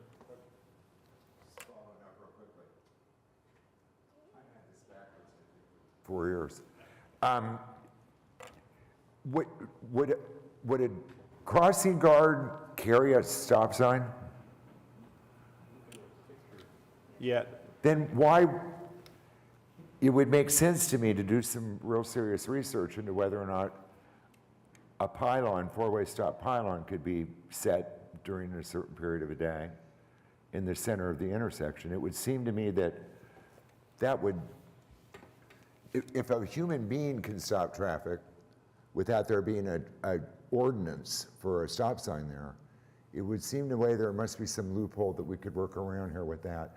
The other concern that I neglected to say earlier is one of the last things in the world we could ever afford to have happen is an assumption that a stop sign, or even a traffic light for that matter, is going to actually stop somebody. in an environment like a school crossing, you know, where we're talking about, you know, children and parents and teachers, I'd still want a crossing guard, even if there were stop signs, even if there was a traffic control, because this school is in an environment unlike practically any other school in the city of Oklahoma City with regard to the volume of traffic and the density down there. We'll figure it out. It's going to be some work. Okay. Do you have anything, sir? I do. Okay. Just thank you, Ms. Cornett, for taking my phone call on this last week. We talked about 30 minutes on this. Okay, over this way. Anybody have anything? Yeah, couple of things. One, has the school offered to pay for the lights? That would speed it up. That's $1 million. Like, there's No, no it's way not a- that we're it's going to be not able to a- it's not afford. $1 million. No, It's I not mean, $1 million. there's no way that we're going to be able to that's a afford. pretty- It's a lot charter of- school, so I we know, don't a have lot the of money there, same though. funding that a traditional school board has. But there, no, it is very cost. They didn't even want to. I think last summer there was an option for us to do hawk lights, to do pedestrian hawk lights, and it was quoted at $30,000. And the school did not have the funding Yeah. to be able to even apply for that. There's no Well- way that they could pay for a stoplight on their own. But just to stay on the funding thing, with the crossing guards, the way I understand it, the city pays half of their salary and the school pays half the salary. So, sir, are you willing to accept the 2 crossing guards part salary? So, if you could come up, thank you. Yeah, I think that was the understanding years ago when it was first put out there. I was not the superintendent at the time, but that was the understanding, and we would continue forward with that, yes. So that funding is okay, but, Yeah, but but- something larger like he's talking about. Yeah, we is do available. not have the capacity to put out a bond like Oklahoma City just did. There is no ability for a charter school to do that. So we do not have the ad valorem tax of all the businesses that are around us. So when schools get funded, there is a top half of the formula that we get no piece of. So for us, we only get the bottom half that comes from the state, and then everything else has to be self-raised. So anything that we would have to do outside of general operations and what we do for the kids would have to go to fundraising for that. Right. Right, Yeah. and you do a lot of that, don't you? We do the best we can, but Right. it's been real hard recently. So those dollars have not come in at what it was prior to the pandemic and so forth. So it is a difficult situation to ask for. I know that the $30,000, the previous administration, when you don't carry much more than that in a carryover, and you have to hang on to everything just to get the first paychecks out in July before the money starts coming, then taking a $30,000 hit for flashing lights is a lot, and putting in full lights would be probably a full detriment to what we'd be able to do. Okay, Too very bad. good. Thank you, sir. Sir, is there anything else you have, Mr.? No, I think obviously something needs to be done, but when the city decides to build a school downtown, I mean, we need to take care of it, and they put it on a extremely busy intersection instead of maybe somewhere else downtown that could have been a little less traffic for whatever reason. So at this point, it does need to be taken care of, and so, unfortunately, they can't raise the money to do the lights quickly, so I think stop signs, even though it's out of character,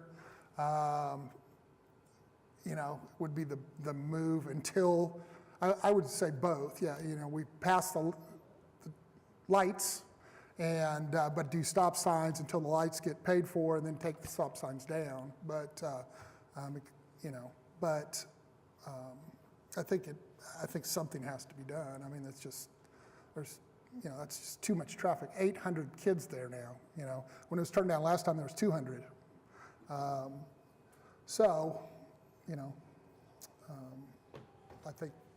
think something has to be done. All right, thank you. Mr. Yes, sir. One of the things that we quoted recently at my job was we looked at traffic signals, and we were right around $400,000 per intersection for a signal. So, the 2 intersections, pretty close to $1 million to your point. But I am really interested in hawk signals, other types of devices that may have been discussed with the applicant that we could be exploring as well if there's some possibilities, including potential hardscapes. Is there any way of doing some bulb outs potentially to kind of reduce the length that they're actually trying to cross those streets, recognizing that there's the bike lanes, and how do you work out the bulb outs with those bike lanes with that? And then the other thing, to the point, the crossings on there, I know it's Film Row, but that is kind of hard to see. I've always thought that as I drove down that street too. Is there anything we can do to kind of marry that up with all the other standard of those continental crossings where we have the alternating white that are very visible crossings? Well, one of my staff came and visited with me earlier today and learned that our street department was planning on being at the Dewey and Sheridan intersection today, basically widening out the striping that's currently there. That right there is was a temporary measure. It's a 4-inch line. I believe they're going back with an 8-inch line. But they won't be the continentals. They'll just be the typical parallel 8-inch crosswalk lines. So that's being done at this particular intersection. As far as, the rest of it, it was done as a Film Row project, and everything was done as a streetscape. And I think the intention was to do something other than, or to have it a crosswalk, but to do it in ways that were non-traditional, which is basically with reflective markings. Of course, the MUTCD prescribes that the best way to mark a pedestrian crossing is to use retroreflective markings as opposed to, muted colors used in like streetscapes. Is there a reason there aren't signs on either side of that crosswalk that has like the giant orange signs or neon yellow or whatever they are that has like the pedestrian crossing sign? Because there's not one, at least on Sheridan, I know there's not. I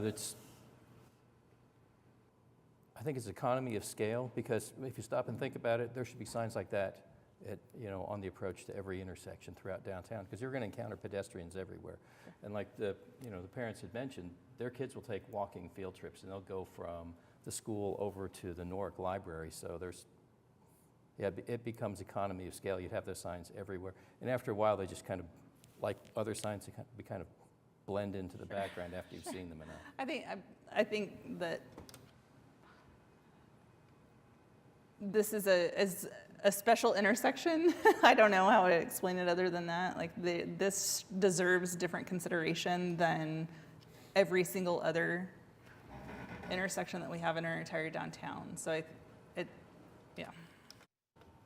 So, yeah, and when we talk about a 4-way stop or 3-way stop down south there, as the staff mentioned, just putting a stop sign there is not going to do anything, because you have the bike lane, then you have parking, and you have trees.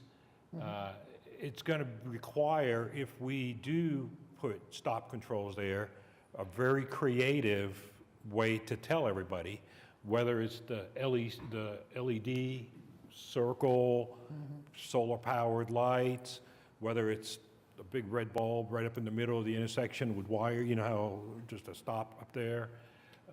It's going to require something, like you were talking about, maybe put something to say, hey, there is crosswalks here, or heavy pedestrian traffic zone, or something.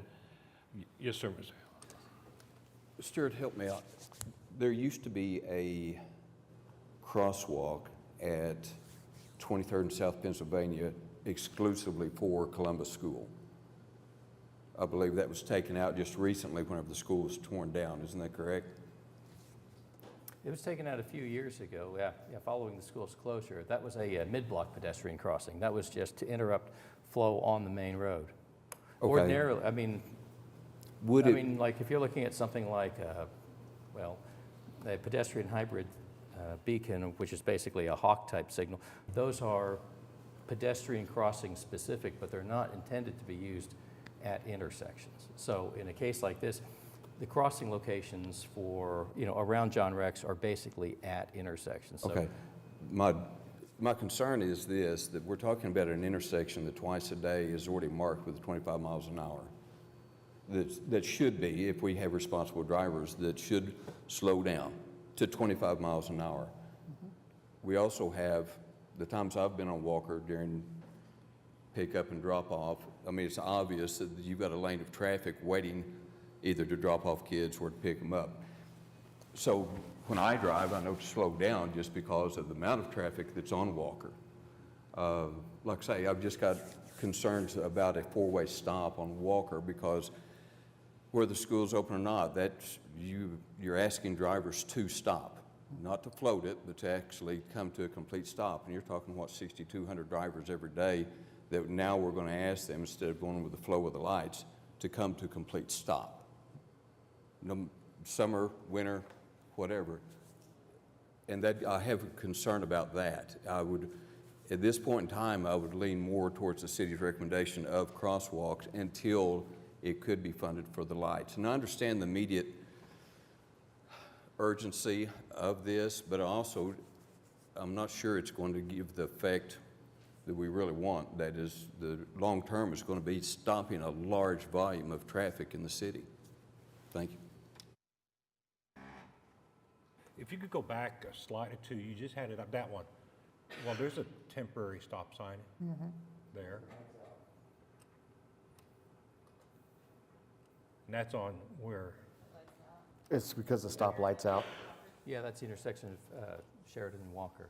We actually had damage to wiring that took out power to this particular signal, but the signal down at Reno is still operating, and this is just kind of, it would mirror the effect of what an all-way stop would probably do, how it would influence morning rush hour traffic on Walker.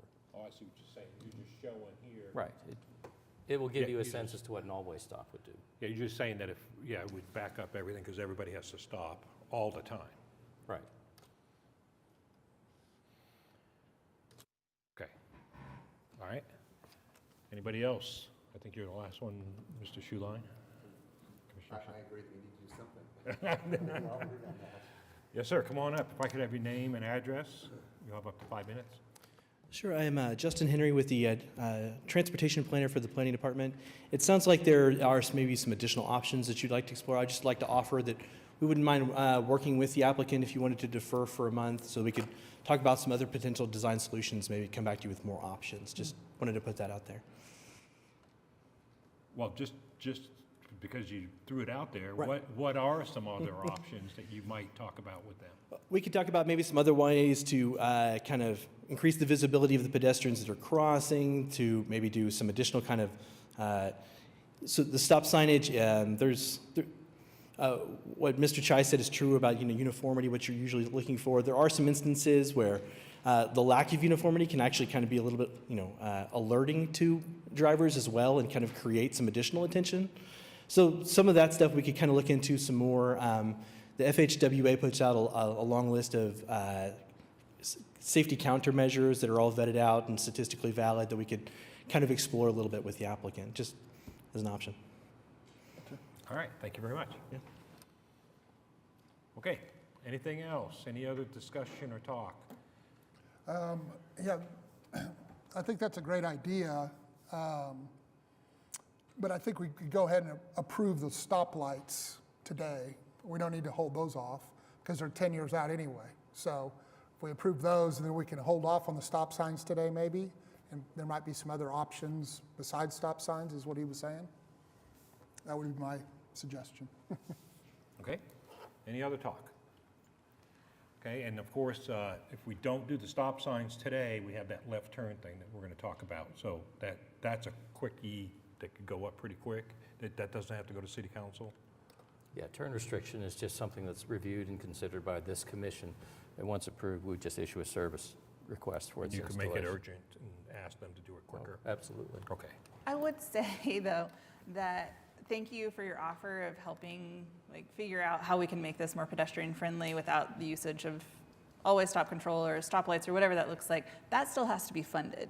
And so there is an element to, if we put off putting in a stop sign at that intersection, then we are delaying potentially for years fixing either of these intersections. And to me, that's not okay. Like, it's pretty apparent that that is not okay to me. But like, we can't just say, okay, let's punt this for another month until we figure out another solution that will eventually cost money that the school does not have to put toward this. So it's going to have to end up on a bond issue or end up as part of the planning department as they're restructuring something. Someone will have to pay for this eventually, and if we do not approve a stop sign, then it could be years before we get any help there. Well, except that we've asked the counselor and the staff to look at temporary stop signs. Sure. And it may be that there's a sign there that says, stop from this time to this time on school days. Like the no left turn thing.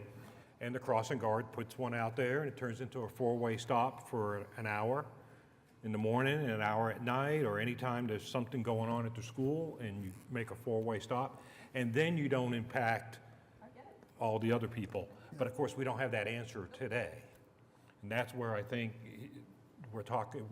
there's been talk about maybe deferring the stop sign ones until we have more answer on that. Get the left turn, because if you do the stop sign, then you don't need the left turn thing. We can get the left turn up there, that only costs a sign. And then get some data from the staff and the counseling office, and then go from there. So I think we've all laid it on the table. I think so. So, okay, so we'll go ahead and start from the first one. Item 5D, all-way stop control at Dewey Avenue and West Sheridan Avenue, Ward 6. Mr. Chairman, I make a motion to approve all-way stop at Sheridan and Dewey. Okay, we have a motion to approve item 5D from Commissioner Schuline.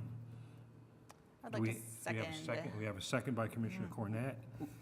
Okay. And we're talking stop signs here? Just at that Sheridan one, and Dewey. at that one Dewey and Sheridan.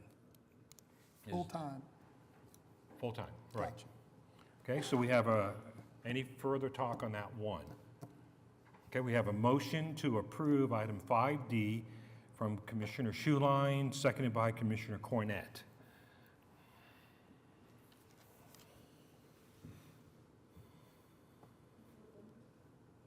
Yeah, I was able to fix it. I had to, Mine's not coming up now.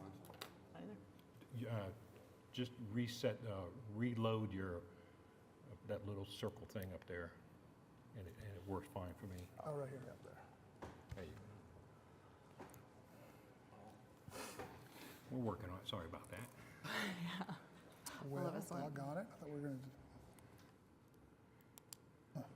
You have everybody now, ma'am? Who you need? You do now, okay. Item is a tie, so therefore it is not approved. Am I correct, Counselor? That's correct. It takes the majority. Takes the majority, so item is not approved. We can take a second motion on this item, or is it not approved? That's it. That's it. Okay. So it cannot be deferred now that we voted on it till next meeting? Well. It'll have to be a new application? Technically, it would be 6 months. Oh, For any item that comes that we disapprove, it would be 6 months before. Okay. But we'll have input from the staff and the counseling office about temporary stop signs, and that could be its own item if it comes up. Let me just make sure that we're right on this.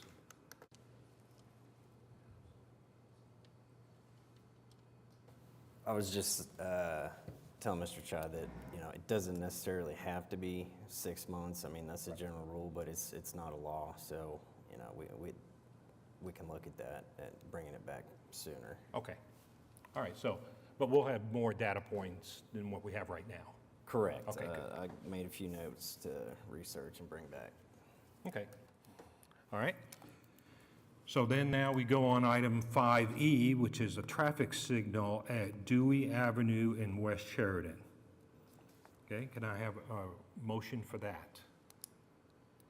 Move approval? We have a motion to approve 5E from Commissioner George. Do we have a second? Second. Second by Commissioner Cornett. Okay, and can I have your votes, please?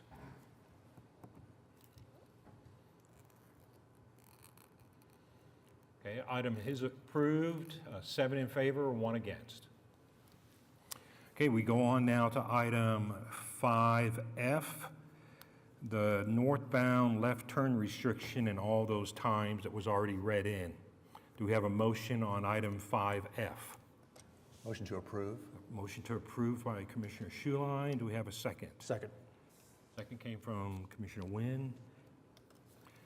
Okay, and we'll be waiting to vote here. And now if I could have your votes on that one, please.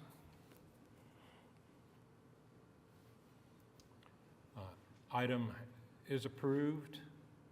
All in favor.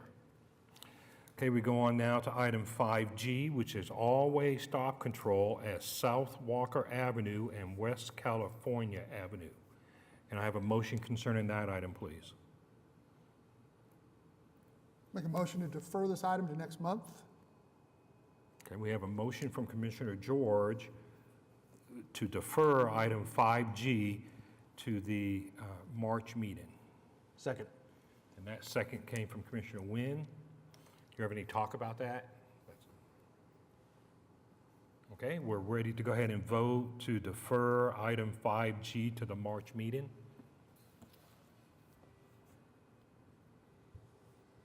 Item has been passed to defer item 5G to the March meeting.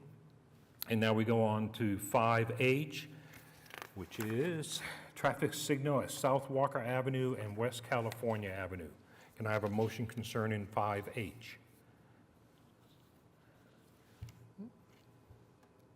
I can move approval. Okay, we have a motion from Commissioner George. Do we have a second for 5H? Second. Second by Commissioner Cornett. Okay, we have a motion to approve 5H from Commissioner George, seconded by Commissioner Cornett. Votes, please. Okay, item has passed, 7 in favor, 1 against. And so action items on this is the staff and council is going to look at the possibility of temporary stop control at those 2 intersections. And we'll have some information on that and maybe even some action items when we come to the next meeting. Right. And the one that was deferred, that will just come back as a stop sign, but there'll be other options possibly on that, Possibly. right? And the other one might be able to come back As as a well. stop sign, too. Because Yeah. I think it needs stop signs. I just don't, if we can do temporary, I think that's way better. So we'll see, okay. If you follow what I'm saying. I can vote for stop signs, but I would much prefer them to be temporary stop signs. That's all I'm getting at. Okay. All right. So that takes care of item 5. We go on now to item 6, comments from citizens. Does anybody else would like to speak to the Traffic Commission on any item or on any issue? Okay. We go now reports and other items from traffic commissioners, et cetera. We go over to Commissioner Varnell. None for me, thanks. Okay. Commissioner Littlefield. You'll be here a bit. First of all, I'm really proud of myself for speaking on the correct items. I think I did a very good job. I have been doing a lot of thinking and trying to research as best as I possibly can to no avail about development impact fees. And this is a little bit of a stretch with this example on these traffic lights today, but it's possible that there could be some correlation there. I'm not able to learn, I'm not able to discover where development impact fees go, how they're applied, who's in charge of them, how much money there is, what they're even used for. But what I have learned is that if at 178th and Pennsylvania Avenue, there's a neighborhood that's been there for 25 years and all of a sudden commercial development goes in right across the street, it's a development, and that development is going to have an impact on that neighborhood. And we see that over and over again in the work that we do here. I'd like to know what is the purpose of development impact fees if the development that's paying for them and the money that they're paying those fees for isn't being utilized on the impact that that development is having on its location. It seems to me that in some kind of a strange, contorted way, those funds are thrown clear on the other side of town, or I'm not understanding that. You know, our chairman commented today that we have traffic signals still unfunded from 2015. And that's a request.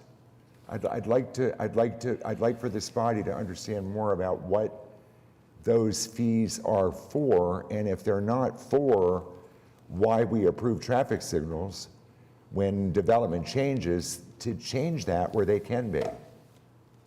Are you thinking more of a briefing from somebody, or just a paper that would be added to the meeting minutes? I guess a good beginning for us would be, you know, instead of being able to look at an applicant and saying your traffic signal is approved, good luck finding funding, you know, maybe this body would be more prone to approving traffic signals if we understood better that maybe there are other resources besides just a future bond, or, you know, the good graces of some developers that, you know, applicants that we have come before us that are willing to pay for them. No, what I'm asking you is, would it be okay if the staff just provided a summary of the law, of the rule, in paper compared to having a briefing?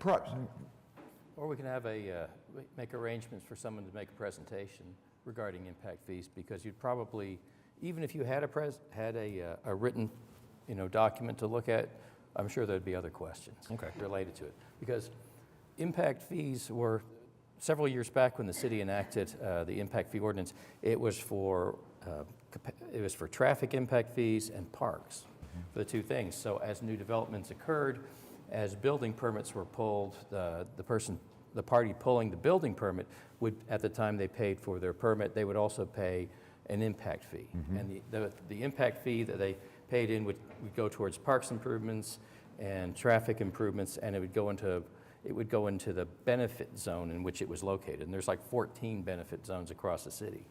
And the way impact fees are structured for traffic, it's for traffic capacity improvements. Traffic signal by itself, best way to give you an analogy is it functions as a valve in a pipeline. It doesn't make any more fluid pass through the pipeline than the pipeline is physically capable of carrying. It can bring it to a complete stop, or it can allow it to flow fully, but it does not add any capacity to the pipeline. The only way you do that is you basically have a bigger pipeline. Or in the case of a traffic impact fee, you've got a wider road. You add a lane, whether it be a turn lane, a right turn lane, you know, an additional through lane, something along that line. But adding a regulatory control which can bring traffic to a stop or just allow it to flow doesn't meet the criteria covered strictly under the impact fee, which requires the monies collected to be spent within the benefit area in which they're collected towards making a capacity improvement. Well, I'd like to learn more. I can't imagine that my colleagues wouldn't appreciate learning more. You know, perhaps my comment is asking too much of development impact fees. Maybe we could learn that the requirement to widen a road to put in a left turn lane and adjust the stormwater management and things like that could be accomplished with that fund. And then the actual cost of the light could be something different. I don't know, but I'd like to learn more about that. Yeah, I was about to say, because prior to impact fees, developers turned in a traffic impact study, depending on whether or not we determined it was necessary. Because when you've seen enough developments and seen the traffic generation patterns over the years, you can pretty much tell when a development needs to look at submitting a traffic impact fee, or if it doesn't contribute enough that it'll ever make any difference or make a meaningful enough difference. And we would look at we would look at the size of development, and we would look at the neighboring intersections, and we would basically identify locations that they probably needed to study as part of the traffic impact fee, or not the traffic impact fee, as part of their traffic impact study. And in the past, those items would be talked about at the Planning Commission level. But exactly. In years gone by, then when the city changed away from requiring traffic impact studies and then just started collecting a traffic impact fee, it absolved developers of having to produce traffic impact studies. And so now the burden of selecting where capacity improvements get made becomes more of a staff function. And it's not just in traffic, it's spread out through Public Works. I believe Planning Department has got involvement in allegation of, or selecting projects for traffic impact fees. But like I said, it's designed for capacity improvements. And like a traffic signal at like Dewey and Sheridan or California and Walker would fail the capacity improvement litmus test for using fees. That's a start for me. Yeah, so if you could set that up. Yeah, we can see if I can see at if I the can right get a time. presentation for you. Anything can be changed. I mean, Anything can be changed, yeah. you know, that's kind of my mind. I think okay. The other thing, I'll be quick. There's two other things. The other thing is via my city council person, I received a letter from a citizen in Ward 2 that had moved back here from California, and all she could talk about is her disgust with the red light running at the major intersections in Oklahoma City. And we've all witnessed it. I'll sit at a red light with a left turn control, and I will see, I have counted 5 vehicles leave when I know that light has turned red for those folks. And she had a concern about it and ideas about it. You know, my response to her initially was, you know, it's a beast, and everybody has to be a defensive driver. We can't, just because our light turns green doesn't mean we can go and everything is safe. But she did cite Northwest 63rd and May Avenue as being a particularly concerning intersection for her. And I would love to see if we can get an officer or two to sit at that intersection for a good, healthy period of time and observe what happens there and cite accordingly. That was a request that she had. The bigger request that she had was all the red lights on Northwest Expressway. You know, I know we're not going to be able to take that one on, but if we took on one, we might be able to tell some people in a small area, hey, let's not do this. Yeah, absolutely. Does she have a specific time? Is she all day, or is there kind of narrow it down for the motors guys to focus? I think you could sit there at any time of the day or night, and you will witness vehicles running that red left arrow in all 4 directions. The third one is a question. I had learned that in business improvement districts and streetscaped areas where the city has contracted with OG&E to install the enhanced lighting hardware products, the decorative lights, the decorative red light street poles and things like that. I've had a citizen witness in Ward 2, which I've confirmed on Western Avenue, when they get hit, for some reason, the standard is being replaced. It's not the decorative one that is going back up. Did you learn anything about that on specifically Lombardi and if you're northbound on Western Avenue, the westbound entrance ramp to I-44? Those were decorative streetlights and they've been replaced with standards. I believe the decorative pole it was like a standalone pole for a left turn signal. Mm-hmm. That one was probably taken out in an accident or something like that. We'll just have to see about ordering a replacement. Now, the traffic signal over at Lombardi and Western was the contractor doing the widening work backed into it with a dump truck and took it out. So the pole that's currently there is temporary. Okay. The contractor is required to obtain a new pole. So that decorative pole, you know, basically black with kind of ornamental fixtures, that will go back the way it was originally. And the other one, that'll just have to be ordered, and the city will take care of that. But if there is a decorative pole there, regardless of where it is in the city, is it to be replaced with a decorative pole if it's damaged? It should. It should. Okay. Thank you. And with respect to like OG&E lighting, any place where there's decorative OG&E poles, they go back with the decorative because they were paid an upcharge in order to get that installed, so they wouldn't go back with a non-decorative pole and fixture. Well, there's a very nice temporary new pole at Lombardi and Western Avenue. Thank you, sir. All right. I'm Over done. here to Commissioner Hale, Nothing to add, sir? Mr. Uline, Nothing, sir. Thank you. Commissioner Wynn, Nothing. Mr. George. Okay. Captain, you have anything for us, sir? Oh, I'm sorry, no, stop. Commissioner Cornett. Captain? I was just going to provide a brief update on, I think it was back in December was the last meeting because we skipped in January. And there were several extra patrols for that one at Southeast 32nd and Anderson, a parking complaint on Hillcrest, and then the Elmhurst for speeding. I sent the motors guys out to the 2 locations with Anderson and Elmhurst for the speeders. Now, the report I got back, which I think I asked for it after 2 weeks, so some of them have continued since, but it's about a 2-week parameter. For Elmhurst, they spent over 7 hours.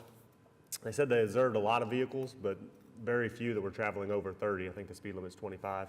But they did make 12 contacts, issued 4 citations. And then for Southeast 32nd and Anderson, they made 5 contacts and wrote 5 citations. And if you remember right, that's the one I believe the gentleman would pull a trailer. And they did say there are vehicles, they're still continuing to do that one because some of the hills and stuff and the speeds does make it, they could see where it is challenging. And they actually, just the other day, I forget the speed, but there was somebody they wrote a citation for going a good number over the speed limit. And then the parking complaint, I forwarded that to Santa Fe Division so they could do some extra patrols. I did hear back, we have a derelict officer, Sergeant Swearingen. I sent it to him also. And I think the next day he went out and wrote 5 parking citations and did some warnings. So that's continuing to it. I'll provide an update for 63rd at the next one. So Thank you. that's it. Okay, Counselor, anything else? No, sir. All right, staff? I have nothing else to add. Okay, do we have any other business or any comments for the Traffic Commission? All right, we stand adjourned. That's progress.